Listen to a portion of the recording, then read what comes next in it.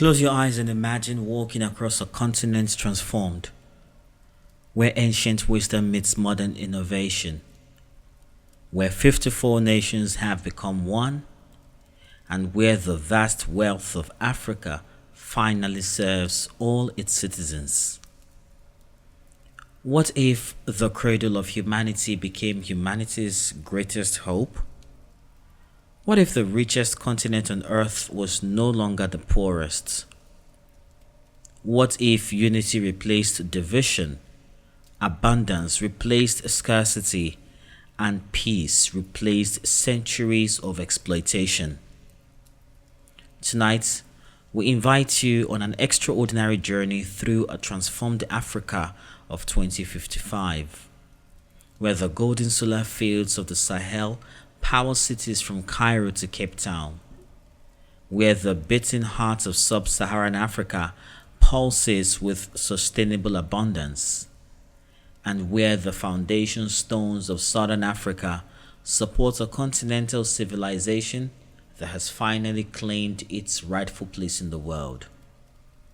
This is the Great Convergence, a three-part vision of what could be, told through the gentle rhythms of a bedtime story designed to carry you into peaceful sleep while opening your mind to possibilities beyond imagination.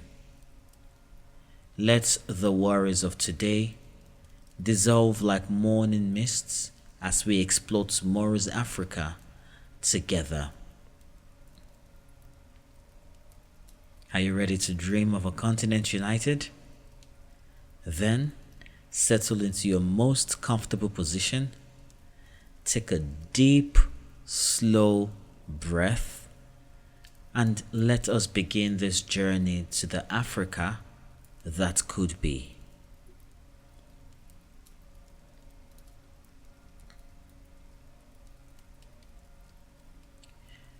You awaken from your restful sleep in the Sahel to find yourself transported southward, where the golden grasslands gradually give way to richer soils and denser vegetation. The morning mist rises from a great river, perhaps the Congo, perhaps the Zambezi, and you realize you've entered the heartland of sub-Saharan Africa, that vast region that pulses with the continent's most abundant life force.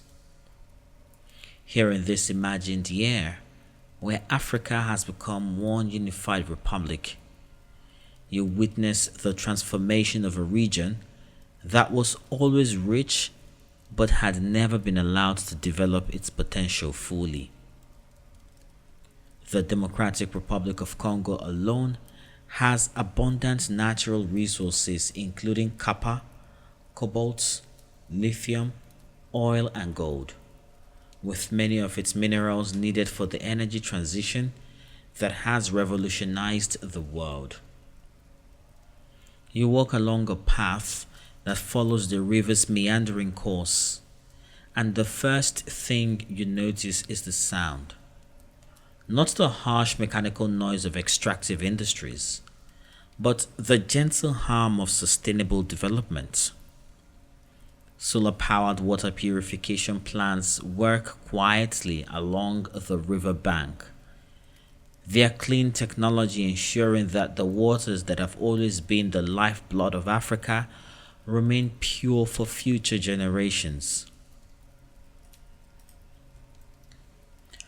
The air is filled with the calls of birds, the rustle of wind through leaves, and the distant laughter of children at play.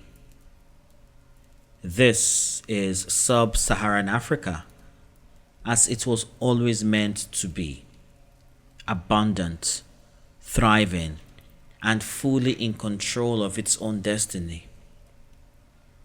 In this unified Africa, the region's resources are no longer extracted for the benefit of foreign powers, but managed collectively for all Africans, creating prosperity that flows like the great rivers themselves across the entire continent. You come upon a farming cooperative where traditional agricultural knowledge has been enhanced by modern sustainable techniques. Here, farmers from Kenya work alongside colleagues from Ghana, sharing drought-resistant crop varieties that were developed in collaborative research centers funded by the unified government. The fields stretch as far as the eye can see, but they are not monoculture plantations. Instead, they demonstrate the principles of permaculture, diverse crops planted together, each supporting the others, creating ecosystems that are both productive and resilient. An elderly farmer, her hands gentle with decades of tending the earth, shows you how traditional companion planting has been enhanced with precision agriculture tools powered by the Sahel's solar energy.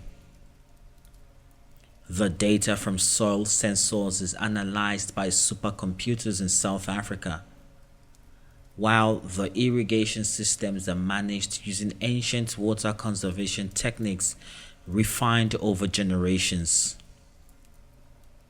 This marriage of old and new exemplifies sub-Saharan Africa's contribution to the unified continent. A deep understanding of natural systems enhanced by modern technology. As you continue walking, you encounter one of the most remarkable sights in this transformed Africa. A modern city that seems to grow organically from the landscape itself. The buildings incorporate traditional architectural principles from across the region, with the flowing curves of Ethiopian highlands construction blending seamlessly with the climate-adapted designs of West African compounds and the earthquake-resistant techniques of East African building traditions. This city represents the new model of African urban development.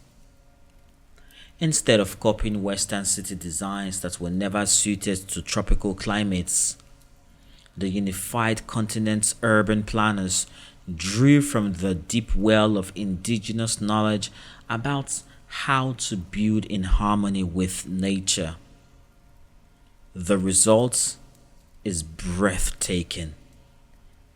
A metropolis where green corridors channel cooling breezes through the streets, where traditional markets operate alongside modern research facilities, where the rhythms of rural life continue within an urban context. You find a comfortable spot in one of the city's many parks, spaces that are not afterthoughts but integral parts of the urban design, based on the African understanding that humans and nature are not separate but intimately connected. From here, you can see the gentle spires of the city's energy generation systems. Unlike the coal plants and oil refineries that once scarred the landscape, these installations are beautiful. Wind turbines designed to look like stylized baobab trees. Solar connectors that mimic the patterns of traditional textiles. Geothermal plants that blend into hillsides like ancient ceremonial sites. The park around you tells its own story of transformation. As time went on, demand for nickel doubled, cobalt tripled, and lithium rose tenfold, according to global energy transition needs. But in this unified Africa, these critical minerals from sub-Saharan Africa's abundant reserves are processed here at home rather than exported raw. The park's information panels, crafted from locally smelted aluminium and powered by local solar cells, explain how traditional mining communities have become industrial partners rather than displaced populations. You watch as a group of children play nearby, their games incorporating both ancient African traditions and modern digital technologies. They use tablets made from the region's rare earth minerals, running software developed by programmers in Lagos and Nairobi, while playing games that teach them about the ecological principles that their ancestors always understood. These children are growing up bilingual or trilingual as a matter of course, equally comfortable with local languages, continental official languages, and the coding languages that are shaping the future economy. A young teacher joins the children, and you listen as she explains how the unified Africa has transformed education. Instead of the colonial era systems that emphasized rote learning and European perspectives, schools now use pedagogical approaches. Schools now use pedagogical approaches developed developed from traditional African education methods, learning through story, through community participation, through hands-on engagement with real problems and opportunities. The teacher's lessons seamlessly blend science and traditional knowledge. When she talks about weather patterns, she includes both meteorological data from continental weather stations and the traditional knowledge of cloud reading and seasonal indicators that different ethnic groups have preferred over millennia. When she discusses mathematics, she shows how traditional African games and art forms contain sophisticated geometric principles that are just as valid as European mathematical traditions. As evening approaches, you follow a stream that flows through the city toward the main river. Along its banks, you discover another marvel of this unified Africa: the integration of traditional fishing communities with modern sustainable aquaculture. The river still supports the fishing families who have worked these waters for generations, but now their traditional knowledge is enhanced by continental research into sustainable fish farming, water quality management, and ecosystem preservation. The fishermen's boats are now powered by quiet electric motors charged from the city's renewable grid, but they still follow the traditional seasonal patterns and conservation practices that have kept these waters productive for centuries.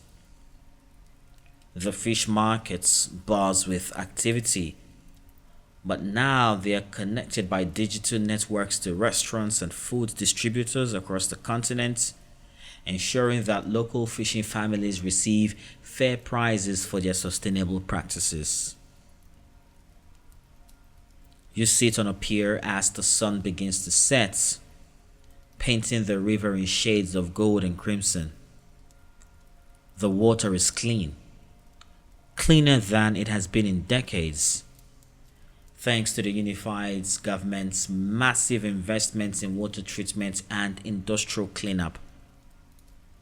Fish jump in the gentle currents, and you can see families of hippos surfacing in the deeper pools downstream, their populations recovering now that the river systems are protected as continental treasures rather than dumping grounds for extractive industries. The evening air fills with the complex harmonies of African music, not just one tradition, but a glorious synthesis of styles from across sub-Saharan Africa. A high-life guitar from Ghana blends with Congolese rumba rhythms, while Ethiopian jazz harmonies weave around South African vocal traditions. This music represents one of the region's greatest contributions to unified Africa, the gifts of cultural expression that celebrates diversity while creating unity. You walk towards the source of the music and discover a community celebration taking place in the city's central square. People of all ages have gathered to celebrate the anniversary of the Great Convergence, the day when Africa became one nation. But this is not a nationalistic display of power. Instead, it's a joyful affirmation of how much has been achieved through cooperation, mutual respect, and the wise stewardship of the continent's abundant resources. The celebration incorporates traditions from across the region, the storytelling traditions of the Yoruba, the dance forms of the Bantu peoples, the poetic traditions of the Ethiopian highlands, the artistic expression of the Maasai. Yet, these are not museum pieces or tourist performances. They are living traditions that continue to evolve, now enriched by cultural exchange across the entire continent. You find a place to sit and watch as young people perform a dance that tells the story of the transformation you have witnessed. Their movements flow like water, strong like mountains, graceful like the wind-bent grasses of the savannah. Through their art, they express what cannot be captured in statistics or policy documents. The feeling of a continent that has finally come into its own, that has claimed its rightful place in the world, not through conquest or exploitation, but through the patient development of its own vast potential. As the celebration continues around you, you reflect on the magnitude of the change. According to research, Africa is home to about 30% of the world's mineral reserves, 12% of the world's oil, and 8% of the world's natural gas reserves. In the old system, this wealth flowed out of Africa to enrich other continents.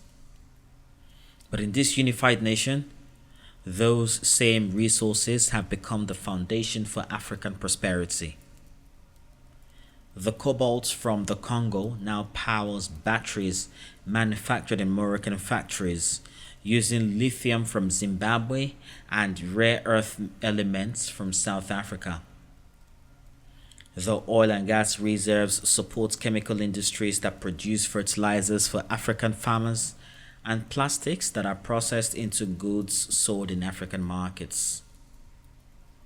The gold and diamonds that once funded colonial exploitation now back a continental currency that has freed Africa from dependency on external financial systems.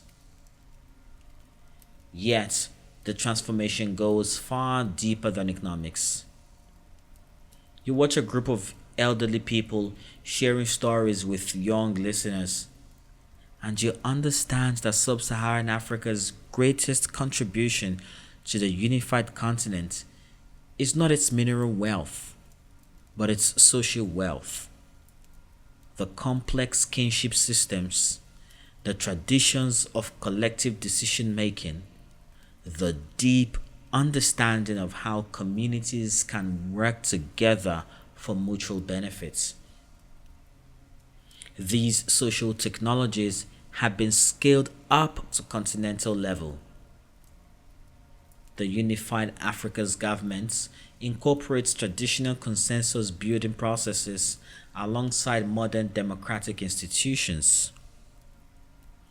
Policy decisions are made not just by elected representatives, but through consultative processes that draw from the traditional methods of village councils, age grade societies, and community elders.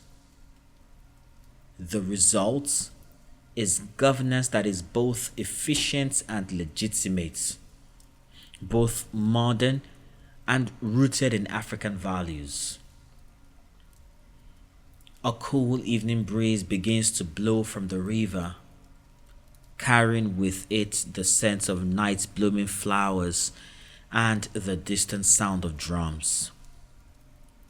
You decide to walk to the riverbank where you find a quiet spot to rest and contemplate everything you have witnessed. The city lights reflect in the dark water, but they are not the harsh glare of industrial lighting. Instead, they are warm, gentle illuminations that work with the natural rhythms of day and night rather than trying to banish darkness completely. As you settle into a comfortable position on a smooth stone by the water's edge, you think about the human cost of the old system versus the human flourishing of the new one. In this unified Africa, mining communities are not displaced populations living in poverty while their resources enrich others.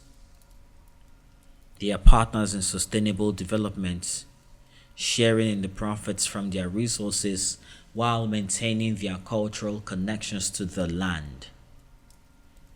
The traditional rulers who once saw their authority undermined by colonial borders and extractive industries have found new roles as guardians of cultural knowledge and environmental stewardship.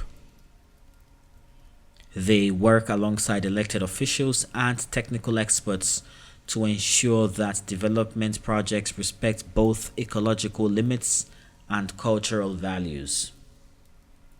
Their wisdom about sustainable resource use has become central to the continent's development philosophy.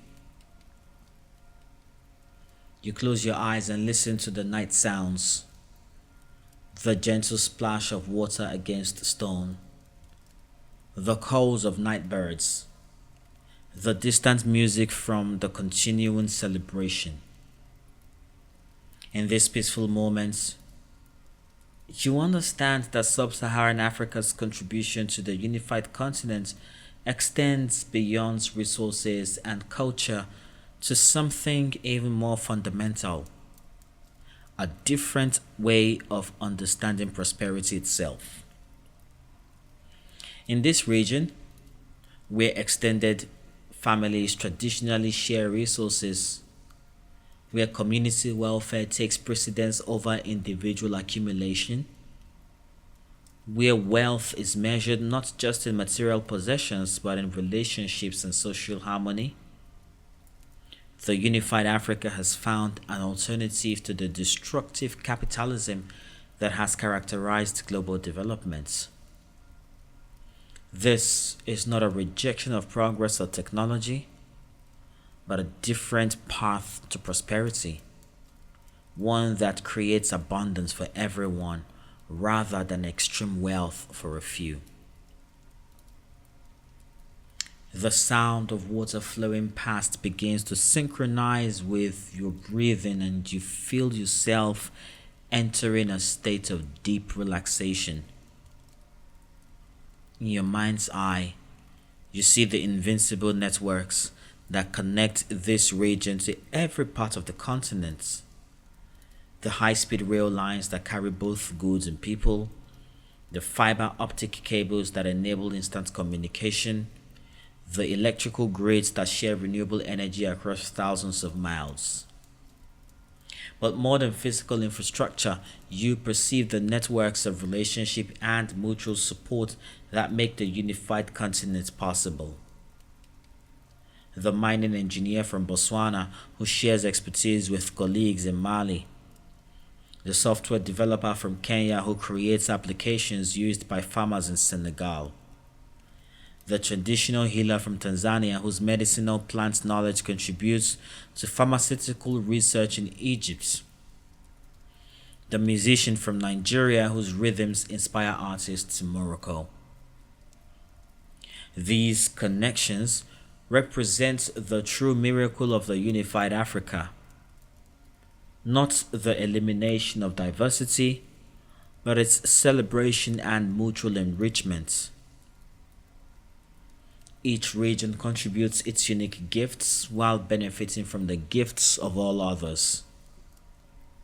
Sub-Saharan Africa's contribution is its understanding that true wealth lies not in what you can extract from the earth or from other people, but in what you can generate together through cooperation, respect, and wise stewardship.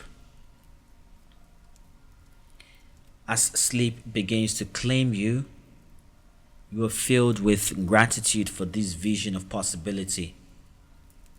The struggles and suffering of the past have not been forgotten or minimized, but they have been transformed into wisdom about what must never happen again and what must always be protected. The children playing in the park, the farmers in their diverse fields, the fishermen on their sustainable rivers, the miners in their cooperative enterprises, all are inheritors of a legacy of resilience and hope that no amount of exploitation could destroy. Your last conscious thought is of the river flowing past, carrying the dreams and aspirations of millions towards the sea, towards the future, towards the possibility of an Africa that has finally claimed its rightful place in the world. Tomorrow night, your journey will continue further south, where the mountains and mines and modern cities of southern Africa complete the vision of continental unity and shared prosperity.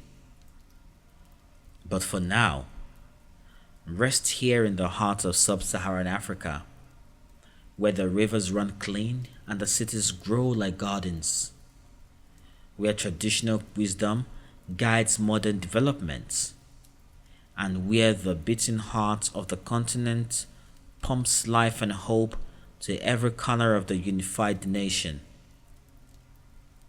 The stars reflect in the moving water, carrying your dreams downstream towards tomorrow's possibilities. And the gentle night sounds of this transformed landscape sing you to sleep with songs of abundance, justice, and peace.